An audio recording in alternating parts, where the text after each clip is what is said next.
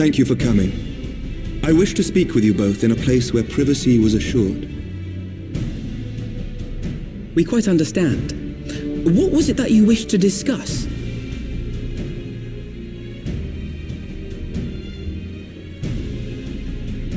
With my father's passing, the seat of the Archbishop lies vacant. And so, in accordance with canon law, I have assumed his responsibilities. I should stress that this is a temporary measure. It was never intended that the Lord Commander of the Temple Knights serve in this capacity indefinitely. Quite the opposite. The statutes specify that I should surrender my powers as soon as a conclave of the senior clergy and the high houses have named a new archbishop. But in light of recent events, that would not seem appropriate. I confess I did not expect you to divulge quite so much quite so soon. The details of the Archbishop's plans, perhaps, but the true origin of the war and all it entails? I too had concerns. But when the Warrior of Light is witnessed returning to the capital upon the back of a dragon, one's options are rather limited. Mayhap I could have concealed certain details, but for how long? And at what risk? Should the truth have come to light in the meantime, how would the people have viewed my silence? After 1,000 years of lies and secrecy, I could not well abuse their trust and hope to be believed. The time for deception has passed. I only wish the people agreed. That some would deny the truth I had anticipated, but not this many. And among the few who acknowledged that my father had to be stopped, no small number questioned our methods.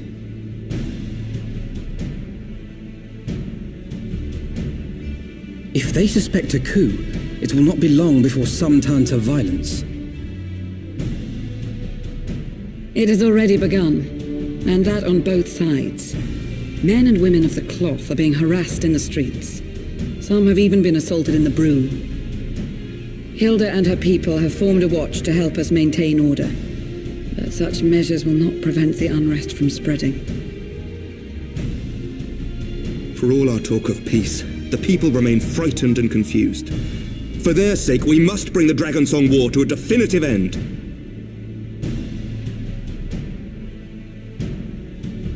And we should be glad to help you, Sir Emmerich. But what precisely would you have us do?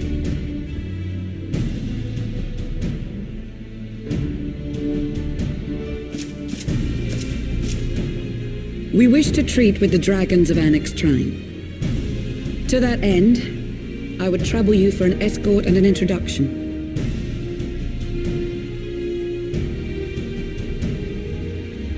Annex Shrine? You would speak with Vidofnir then?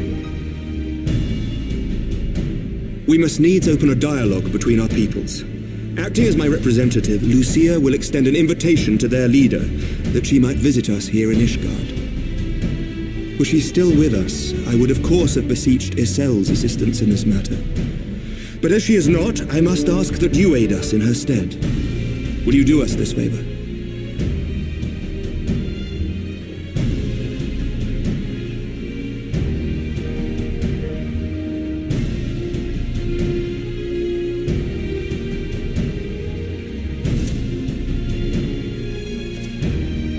Thank you, my friends.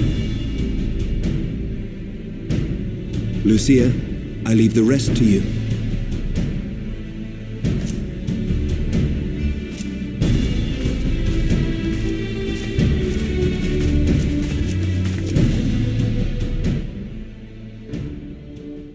In the wake of the Archbishop's fall, the nation of Ishgard trembled, the faith of her people shaken to its very core.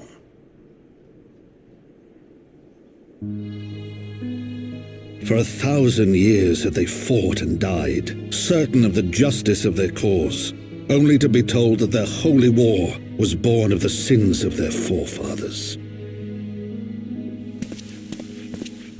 What then for those brave men and women, thus stripped of their righteousness but to despair, to deny the truth and decry its speakers?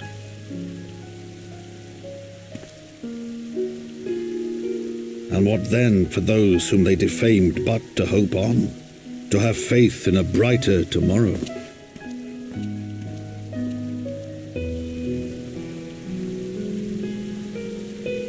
A tomorrow in which man and dragon might live together in harmony, then as distant as the very stars in the heavens.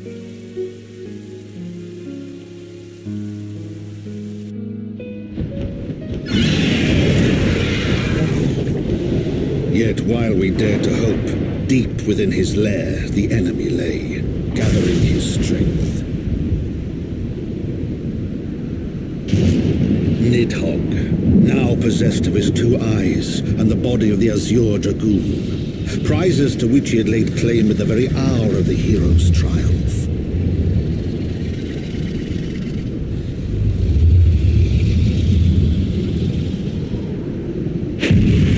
As desperately as we sought the solace of peace, the great worm craved the misery of war, nor was he alone in his misbegotten desire.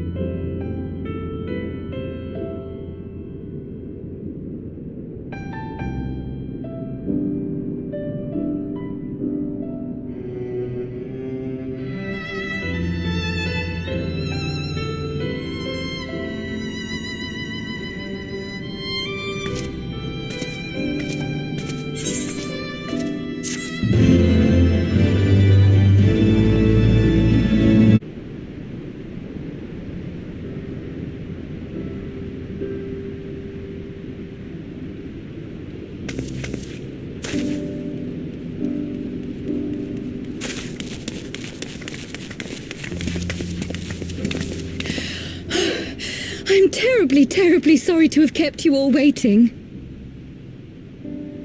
You need not apologize. We arrived but a moment ago ourselves.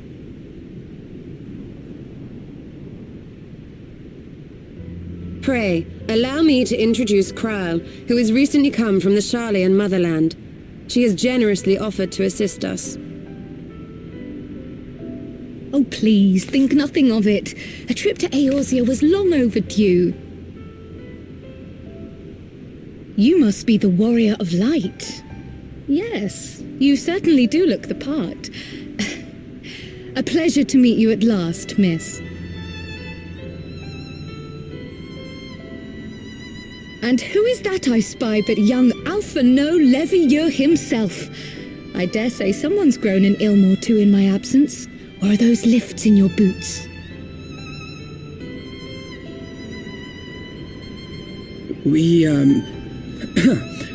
Miss Kryle and I met at the Studium years ago. I shall forever be indebted to her for her sage guidance. It was no small task keeping him out of trouble, believe you me. The youngest ever to enter the Studium, him and his sister, 11-year-old prodigies. Suffice it to say, social graces were not among his list of talents. Striding up to his seniors on his first day, head held high. What was it he said again? Thank you, Kryle.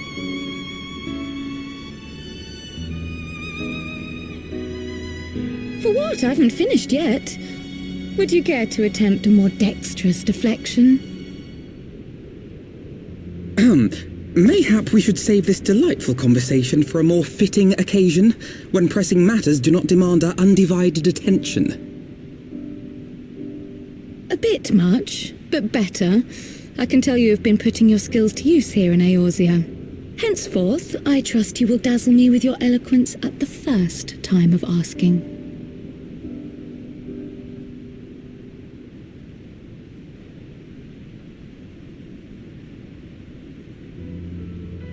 Right, on to more pressing matters. Finding Minfilia and the other missing scions. I gather you have new information to share with us. A new approach, actually. Tataru recounted the tale of your escape, and it gave me an idea. Simply put, assuming Thancred left some manner of trail when you whisked him away, as is almost always the case with teleportation magics, I am confident I can find and follow it. Then what are you waiting for? The wherewithal to do it. The fact is, my abilities aren't quite up to the task. Not in themselves, anyway. If I had Master Matoya's crystal eye, on the other hand... Then let us all call on her forthwith. I think it best that you explain your plan to her in person.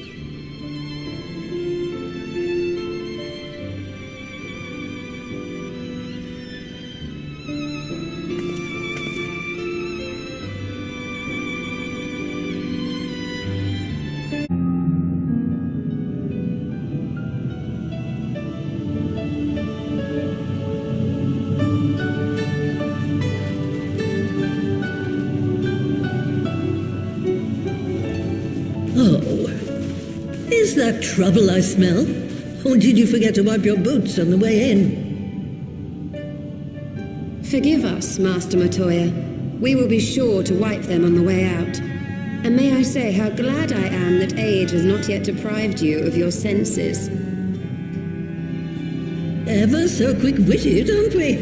To the detriment of your manners. Well, out with it then. What do you want?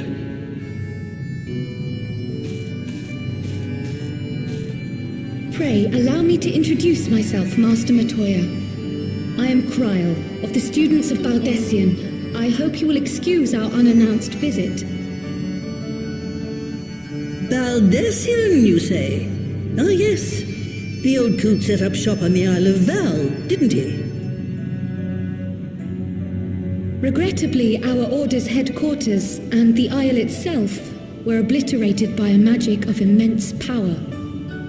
I have the blessing of light to thank for my own preservation. Croyle, you too possess the Echo. Well, yes, of course I do. Our order is devoted to uncovering the mysteries of Heidelin and interpreting her will, particularly through the study of her gift to us. It was in the course of these studies that I met and subsequently befriended Minfilia. She and I have rather a lot in common. I had no idea. You weren't supposed to. Not that I wanted to deceive you, you understand, but precautions had to be taken. Yes, that's all well and good, but you still haven't told me why you're here. The students of Baldessian are gone, and there is naught I can do to change that. But the signs of the Seventh Dawn can yet be restored, and my dear friend found. You have in your possession an ancient crystal of light, one you call your crystal eye. I believe I can use it to focus my abilities and locate one of the missing scions. And there I was, thinking you might want to make use of my years of experience. Oh, wait here.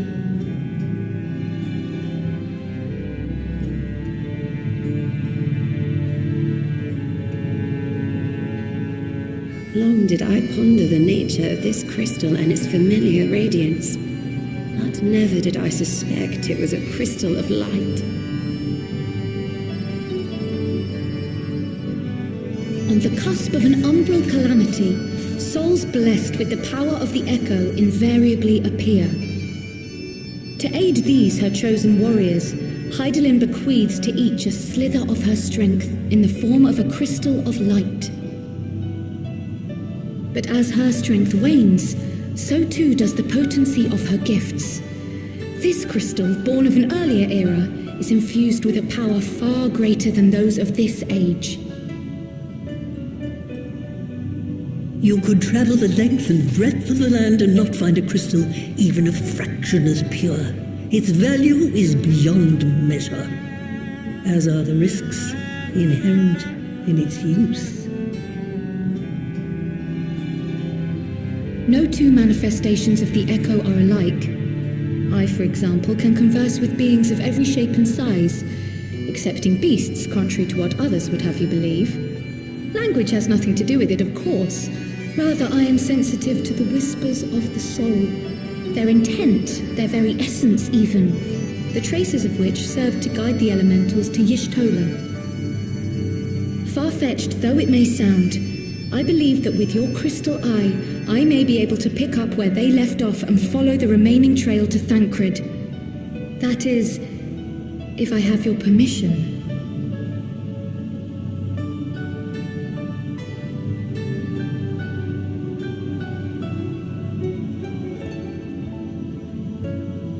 Well, the poor sod's not going to find himself. So, as long as you don't drop it or take it out of my sight, you may do with it what you will. Thank you, Master Matoya.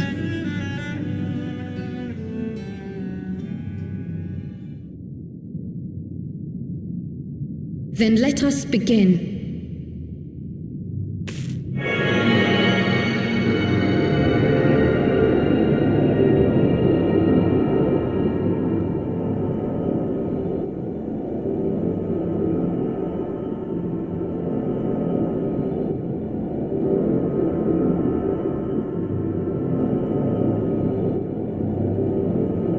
From the Black Shroud, the trail continues to the north and west, towards a mountain, the foot of Som Al. It was a near thing, but he was not deposited within the rock.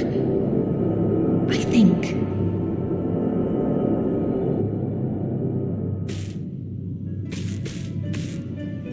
The hunters of Tailfeather know those lands well. I say we begin our search there.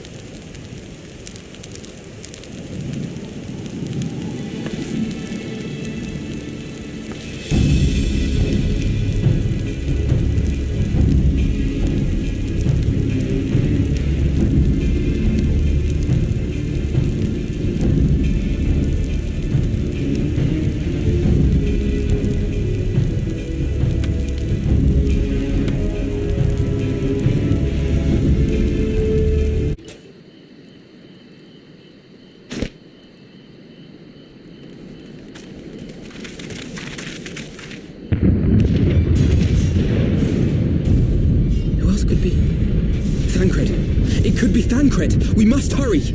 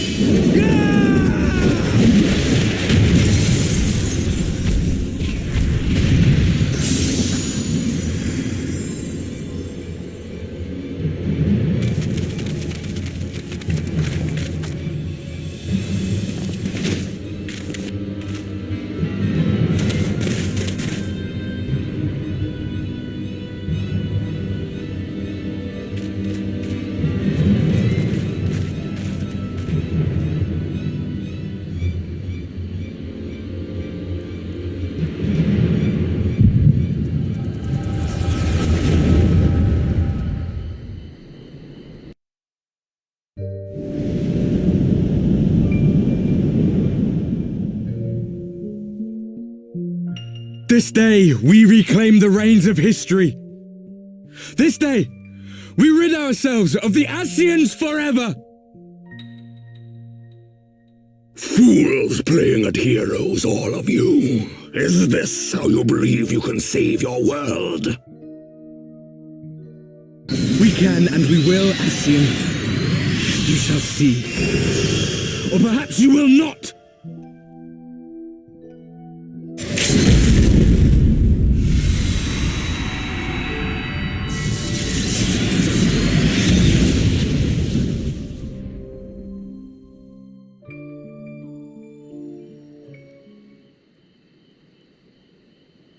So you are the warrior of light, the savior of Eorzea.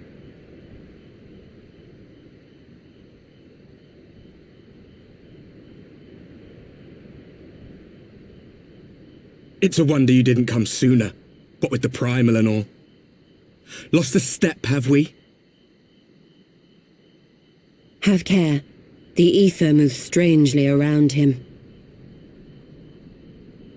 It would seem we share a common enemy. Mayhap you would tell us who you are.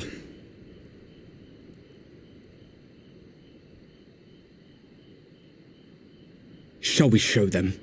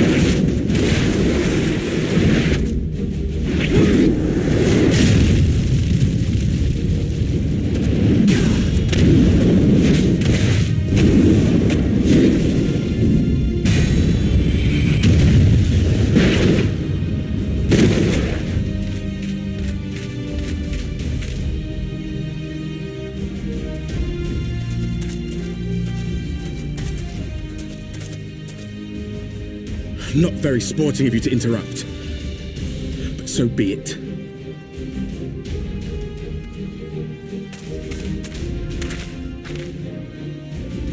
Mark well our faces, warrior of light, for we are the warriors of darkness, walkers of a different path, and we shall meet again.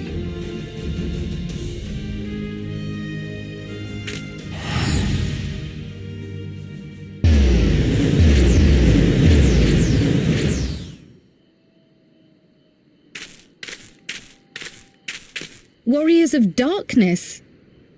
Really?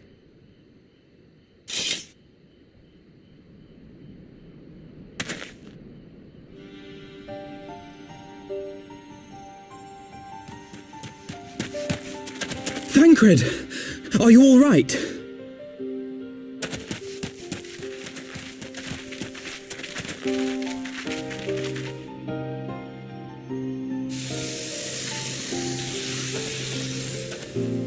Pleasantries can wait. I'd rather not be here when the Nath arrive. Agreed?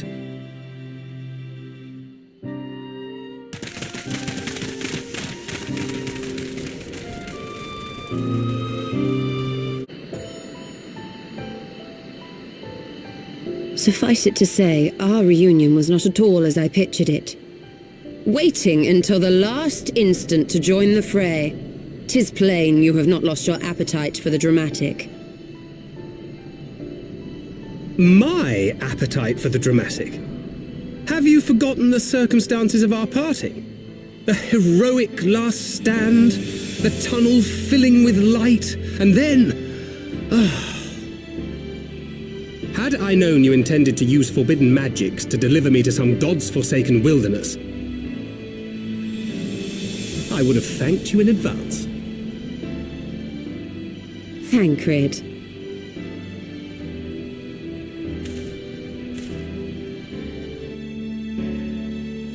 If nothing else, you might have warned me that I would emerge from the life stream in the Altogether.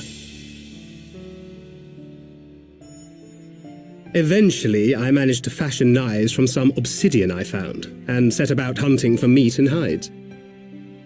Given that I'm not all that skilled in leatherworking, it's probably for the best that I met the Vath before I was reunited with you.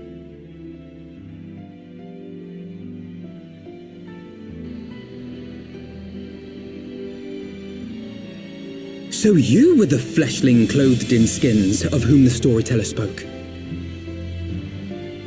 A description which fit me as ill as the skins themselves.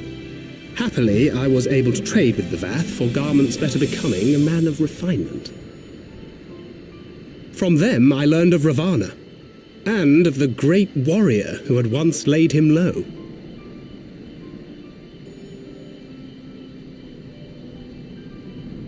And thence did you conclude that were you to track the Primal's movements, it would surely bring you into contact with the Scions once more. It seemed a reasonable assumption. I could think of no one else with your enthusiasm for slaying beastmen gods. Until now, that is. Ah, yes. The self-proclaimed Warriors of Darkness. 'Tis only fitting that they stand in opposition to the Warrior of Light, I suppose. I glimpsed the leaders past, if only for a moment. They were confronting a man in black. An Ascian, I think.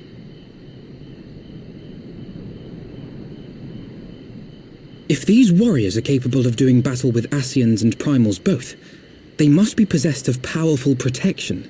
Protection not unlike the Echo.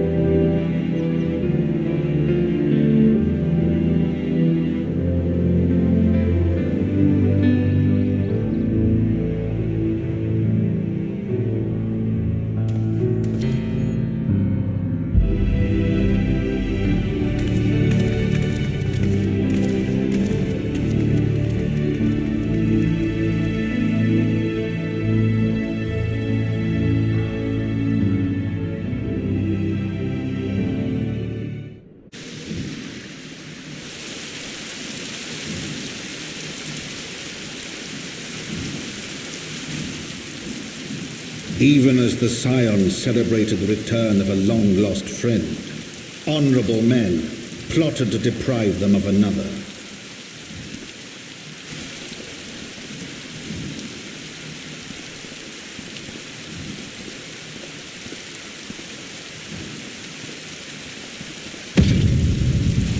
Honorable men, to whom Sir Emmerich was no hero but a scheming patricide.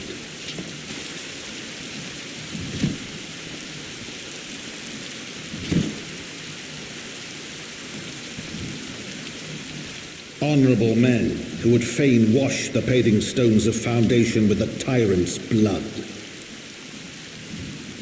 Honorable men whose knife in the dark was the spark which set the city aflame, and who sang as it burned.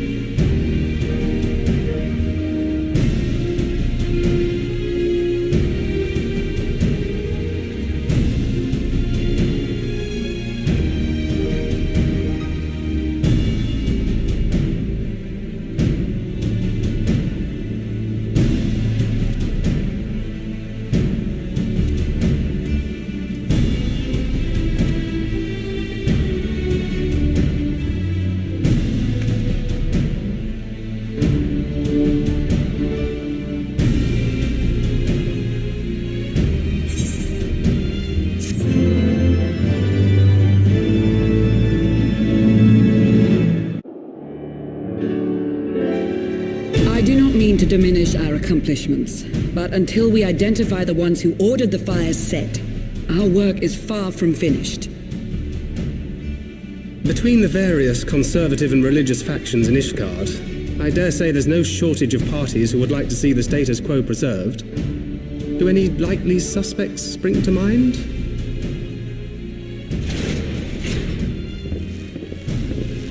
Far too many to count. Lord Commander, your wounds. Are healing well. Thank you. Time is of the essence. Lest we forget, these men would sooner put their own city to the torch than see it change. When our enemies learn that we have apprehended their arsonist, there is no telling how they will react.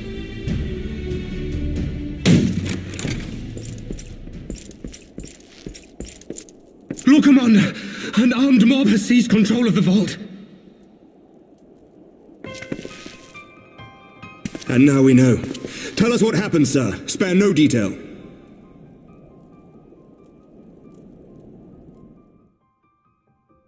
We were directing refugees into the Basilica, as you ordered, when all of a sudden, men brandishing weapons were all around us. It happened so fast, my lord. We had no time to respond. They've taken the refugees hostage and barricaded themselves inside the vault. And they sent you to deliver their demands.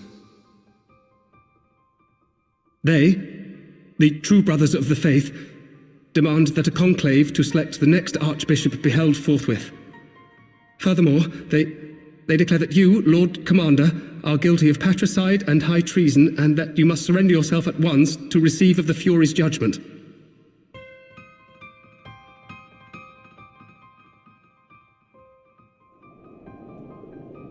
Ridiculous!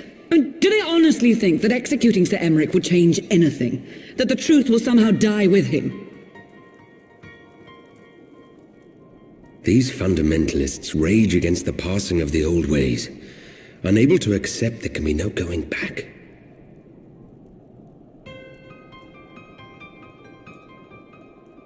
Given the fanciful nature of their demands, a peaceful resolution does not seem likely. If the hostages are to be rescued, it will be by force, I fear. Agreed. Lucia, take a contingent of knights and establish a perimeter outside the entrance. At once, Lord Commander.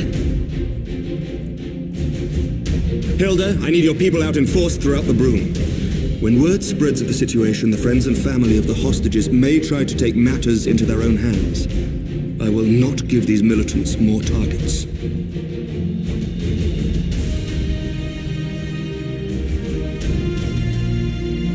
I shall lead the assault on the vault. Master Alphino, can I count on the support of the Scions?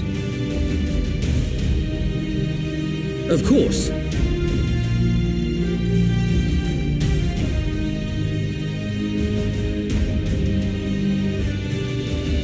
We are in your debt. I shall join you as well, Lord Commander.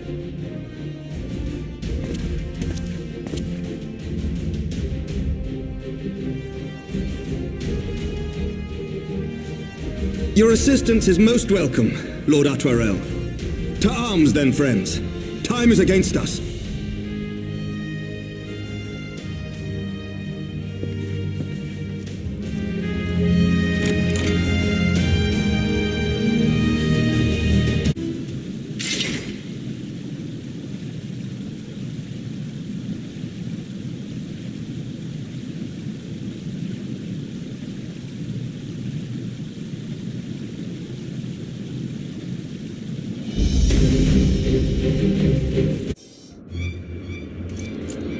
Where is he? Where is he?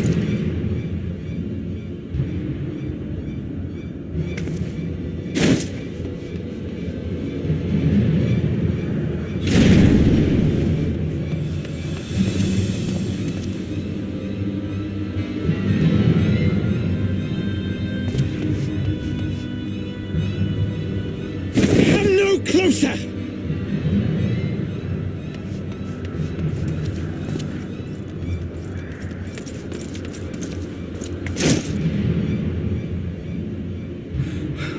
You have nowhere to run.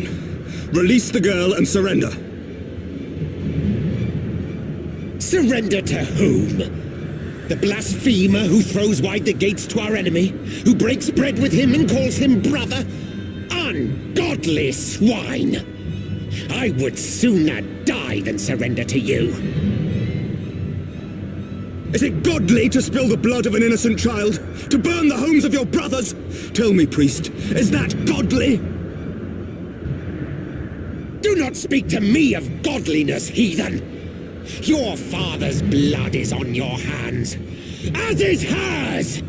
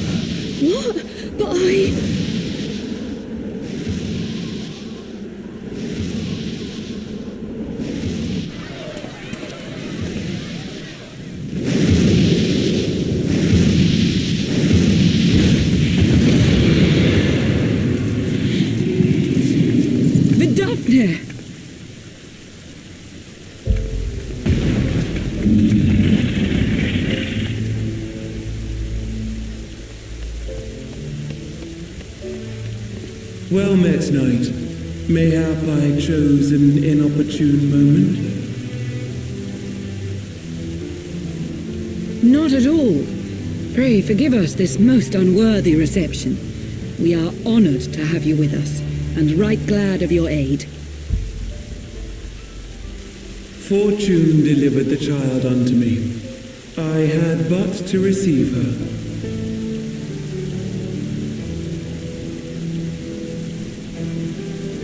Thank you for saving me. Thou art welcome, child.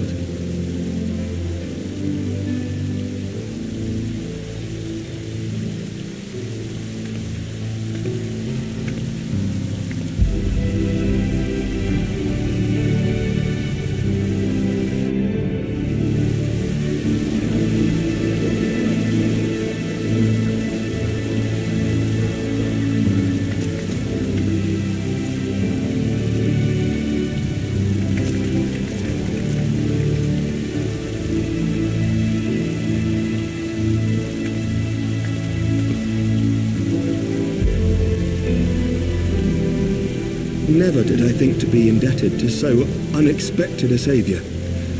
But full glad am I to be so.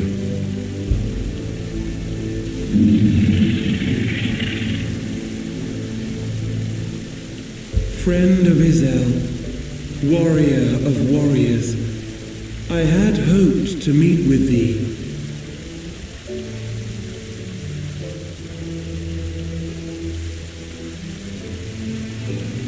I bear a message from my sire. From Gracefelder?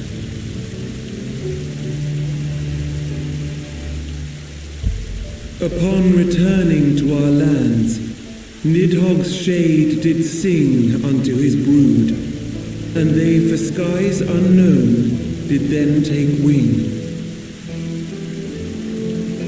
This thou must know, for your fates are inextricably bound. What of Estinian? Is he truly lost to us? Such matters are beyond my ken. I but bear my father's words. Take from them what thou wilt. Fare you well, mortals.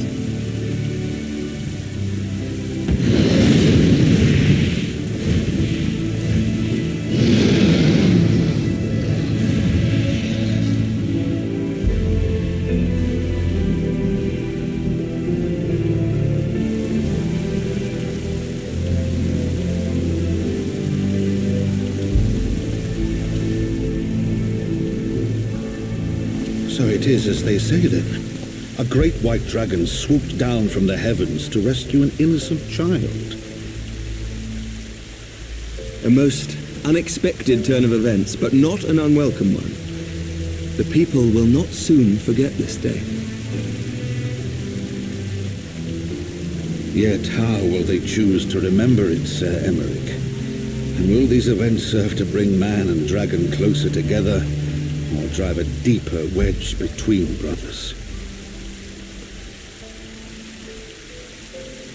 After 1,000 years, the world these men once knew is changing, and with ungentle swiftness to boot. Though their actions are misguided, their sentiments are only to be expected. You may be sure that others will rally to their cause. I share your desire for a lasting peace with the Javanians, I do. But I would not see it built on the bones of our countrymen, nor on our own.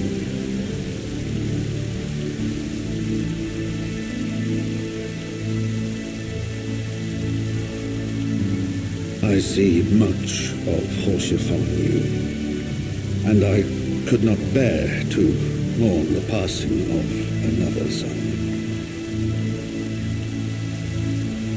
Lord Edmund.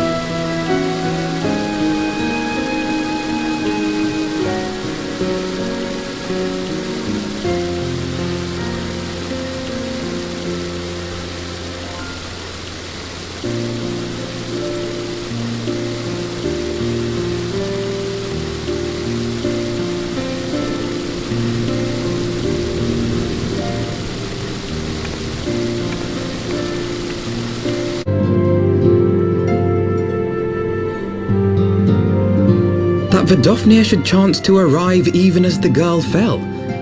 Truly, I could not have planned it better myself.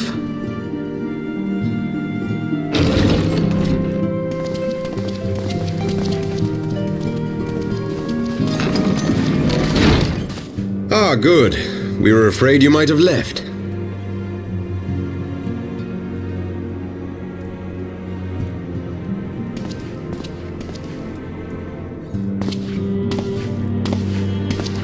A shield, my lord? Fit for a true knight. An expression of our gratitude to you and yours, long overdue.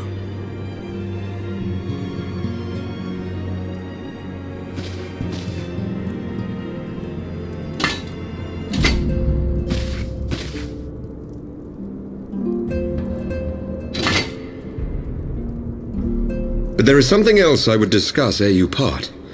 Something which cannot leave this room. My father will soon step down as head of our house.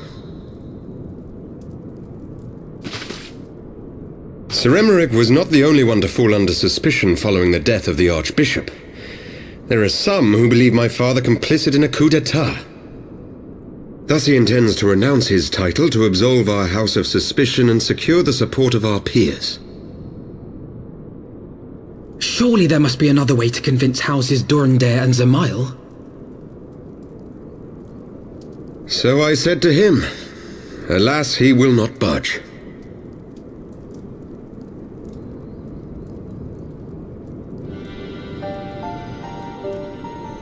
Ever since I was a child, I knew that I would one day succeed my father. The thought of it filled me with pride. Yet once I learned the day was at hand, my heart was filled with naught but dread. Our legacy is built upon the lies of our forefathers.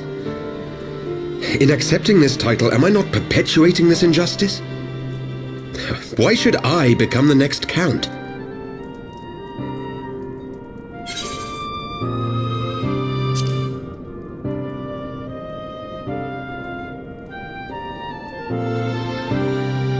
You sound just like him. I suspect that is what Horschiffon would have said. To aid those in need. When you look on that shield, I trust you will remember his words. And should I once more find my resolve wavering, I ask that you show me the way. You were a sister to Horschiffon. Will you be a sister to me as well?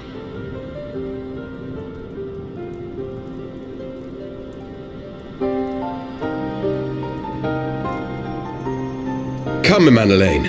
There's much to be done. For Father, and for Sir Emmerich, and for Ishgard.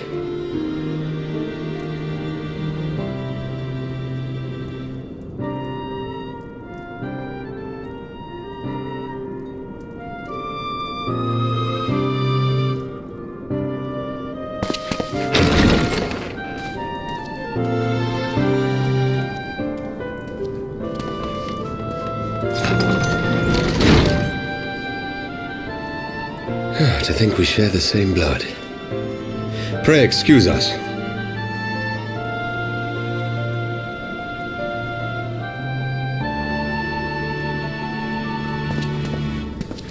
Those were the days of promises and vows, of tentative first steps into an uncertain future. A future shaped by the choices we made, in ways we could never have foreseen. Born of good and evil, of light and darkness, and shepherded by our hand. Be it for weal, or be it for woe.